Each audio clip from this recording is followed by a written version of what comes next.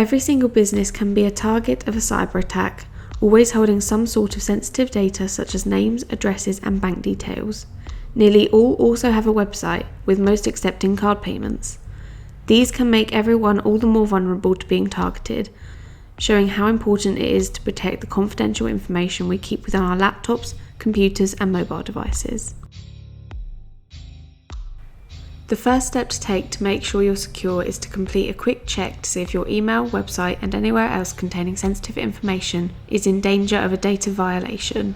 You may want to visit haveibeenpwned.com, as here you can see if your personal data is involved in a breach or being traded on the dark web, which could be extremely dangerous and may affect your business, privacy, and finances hugely. If you are in fact involved in a cyber attack, you should also reach out to an IT support company such as us, FreshStanceIT, to help you get your data back and secure your systems against future attacks. As when the hackers know you're vulnerable, they will try again and may leave backdoors open to make it easier for themselves next time. IBM chairwoman Jeannie Rometty says cybercrime is the greatest threat to every company in the world. In 2020, with such advancing technology, companies and individuals must protect themselves when it comes to hackers. The 2017 ransomware attack affected numerous companies including the NHS and took advantage of the fact that their systems weren't up to date surrounding patching, therefore making themselves vulnerable. If companies had systems which were properly patched and running basic antivirus security software, they wouldn't have been affected, with consequences such as financial loss and data breaches being suffered. At FreshStance, customer patching and antivirus software is managed centrally, allowing us to force any outstanding patches to be installed, systems to reboot where needed, and antivirus scans to run as soon as cybersecurity experts detected something was happening, even before it was known what. However, decreasing the chance of becoming a victim of these cyber attacks can be mitigated simply by using cybersecurity insurance, as this protects your files, finances, and more. Protection for yourself is still important, but there will be no need to worry about your finances if you or your company ended up facing massive financial losses due to a cyber attack. This is where cyber insurance experts like Frankly Insurance comes in, covering you in many different sections of your business. If staff and other running costs such as IT were affected and needed restoration, or if your reputation was damaged, you'd be covered. We've seen businesses affected by invoice fraud transfer over £25,000 to hackers. This can be protected by your cyber insurance policy. We have an exclusive interview with Earl Franklin at the end of this video to discuss more, so stick around for that. Creating new and effective passwords can be difficult, as you never know how secure it really is. One way to find out if you need a more complex password is to check how strong it is through My One Login, which will tell you how long it would take for a hacker or computer to crack your password and possibly be able to access your bank details, other passwords, and any other sensitive information. Keeper is also a great tool to use for this issue, as they automatically recognise passwords when you set them and add them to your vault of passwords. They also can easily detect how strong a password is when it's been set. Contact FreshStance today if you'd like to know how to best use Keeper. According to a 2019 Varonis Global Data Risk Report, 53% of all data in a company is considered stale data, which is data that is confidential towards the company or its clients, that's old and doesn't need to be in the system anymore. This could present a colossal risk to the business, as if a hacker has access to your software, over half of the information they could access doesn't even need to be there, or could be backed up elsewhere such as the cloud. For example, Amazon Web Services offers a great cloud hosting platform and is extremely accessible and easy to use. Stale data is also ineffective, as it increases costs for your business whilst also creating risk, as well as having to be up to date to comply with GDPR regulations. So next time you see your cluttered desktop, think of the ways you could be helping yourself and your company by having a quick clear out. Over half of small business owners believe that cybercrime will never affect them, when in fact these smaller businesses are a cybercriminal's most sought after target. This means that 2/3 of small businesses who are affected are out of business within 6 months due to loss of money, proving the need to have a solid action plan in place. Preparation is a key part of any action plan, including educating employees surrounding cybercriminals, training people and showing them how to deal with an attack, and regularly monitoring your company's software.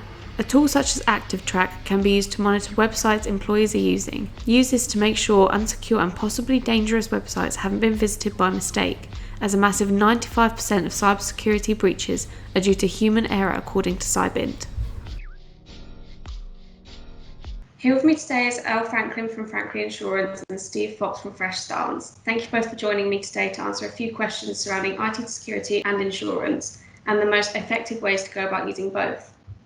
So the first question is, why is encryption so important when emailing important information? Emails can be sent so they're unencrypted, so they're really easy to pick up by monitoring internet traffic. Equally, and perhaps more so, people will send emails to the wrong location sometimes. With email encryption, you can lock it down so you can make sure that only the recipient can actually open that email. There's a lot of personal information that gets sent by email. We have customers in the financial sector which send private financial information, private mortgage information. Equally, medical companies might be sending patient data. So have you ever been hacked before, and if so, how did you cope with it? Fortunately, no, I haven't been hacked before, so that's a short answer for me. I have seen IT systems that have been hacked. With the best efforts in the world, there's always a chance that a new threat comes out, someone does something daft. We've also helped people recover when they've come to us because they've already been hacked and we've rebuilt their systems. The impact can be absolutely huge. I have seen a customer who came to us after they'd been hacked. They were down for about 2 weeks. They had to pay a ransom of about £10,000 to get some data back because it was important accounts data, which for some reason hadn't been included in their backup. And we had to rebuild all of their systems. Okay, so the next question is for Earl. If you provide people with cyber insurance, do you feel they should still have the right protection on their devices, such as getting the correct software to protect them from viruses? The problem is people think cyber insurance is going to prevent the issue. Cyber insurance is not, it's an after effect basically. It deals with the fallout of an attack or an intrusion. So you absolutely need to get your security defences in order. That is absolutely paramount. Also, what people don't realise maybe is within cyber insurance, a term of it is you actually do have to have these security measures in place. Otherwise, the policy won't pay out for you. So you absolutely do need to have an IT provider or someone there protecting your systems. Otherwise, the insurance policy won't actually pay out anyway. So if you do have certain procedures in place and policies and backups and you've tried and tested, then yeah, you can get a reduction in your premium because of that. And leading on from that, Steve, what software would you recommend is best for general protection? The absolute basics are to make sure you've got antivirus software in there. Make sure you're patching your systems. There's been attacks in the past, ransomware attacks in the past, where they've been really widespread. And in actual fact, the patches have been released months before by people like Microsoft, which would have protected people if they just weren't installed. Going on from there, obviously have a backup so that if you are affected, you can get your data back from your backup. If you're using something like a cloud backup, make sure you put a password on your backup software, because otherwise what happens if a hacker can get into your system, they'll encrypt your data, they'll put ransomware in there, and then they'll delete anything that they can't encrypt. And if they can get to your backup, they will delete your backups as well. So what is your action plan if your company suffers a cyber attack or a data breach? You should actually have a written plan in place, a continuity plan if there is an attack. So if your systems go down, you should actually have a separate document to show what you should do, who you should contact, a procedure in place. Many companies don't actually have this. With insurance, it's actually coming in now that this is a term with some policies now, and you have to show it and you have to trial it and test it and make sure the plan works. We will look at securing the systems initially. We'll take them offline. We'll try and isolate whatever threats are there so that it can't get any worse, so the attacks can't continue. If it's a ransomware piece of software, we're going to make sure that we keep the information that we need to decrypt it. Once we've got that, we'll then start looking at a plan for recovering servers. We'll look at plans for recovering workstations. And what we'll do is we'll keep everything isolated and quarantined away to make sure that if we fix something, it can't get reinfected.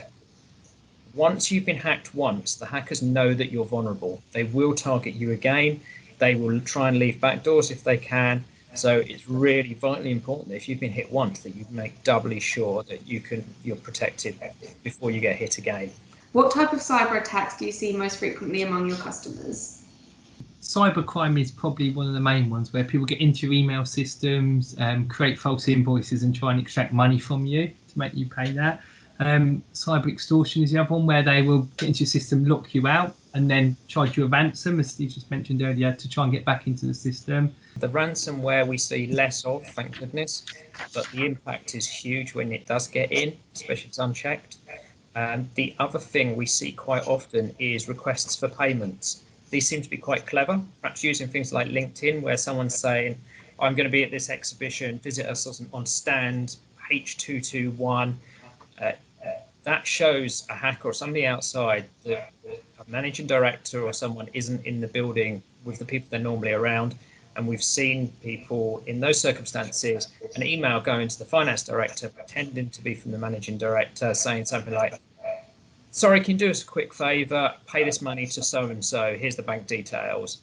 And people just respond and shift, in some cases, thousands or tens of thousands of pounds really quickly, thinking they're being helpful.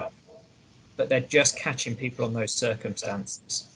Steve said, what we see a lot of is people monitor email exchanges. They monitor how you talk, who you're talking to, and the conversation, the language that you use.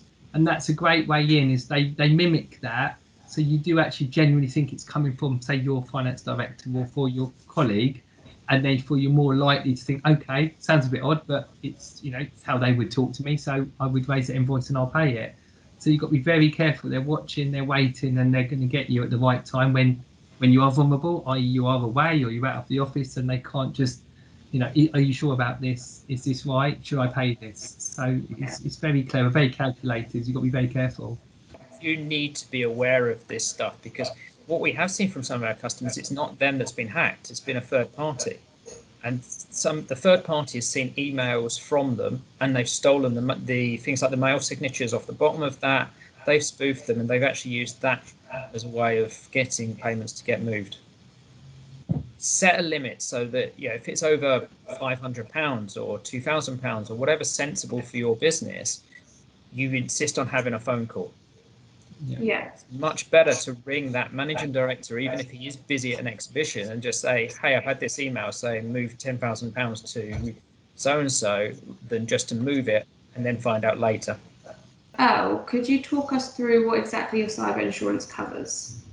Cover will vary insurer to insurer, so there isn't a standard cover for cyber insurance. And what you tend to get is each insurer will offer a product, and they'll offer standard covers within a product, and then you can maybe pay a little bit more to get a bit extra cover, depending on your business and if you're happy with the cover. So you'll get things like, as we just talked about, cybercrime is normally an extra cost because it's probably one of the most likely things that you'll have to do.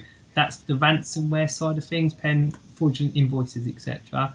But the general insurance cover will cover you for, say, breach costs. So whereas you'll have a data breach and the cost of rectifying that, so appointing an IT specialist to nail down the issue, resolve it, clean up your systems and get you back up and running.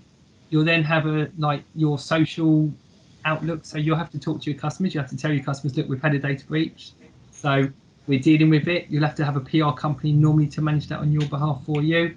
There's costs involved. If you have regulators, so if you're in an industry, say insurance, we would have to tell every single client we've had a data breach. You may get a fine from our regulator as well, depending on the severity of the breach and how much we're infected. There's a cost involved there. So again, the insurance company normally manage that with a PR company, maybe would pay your fine for you as well.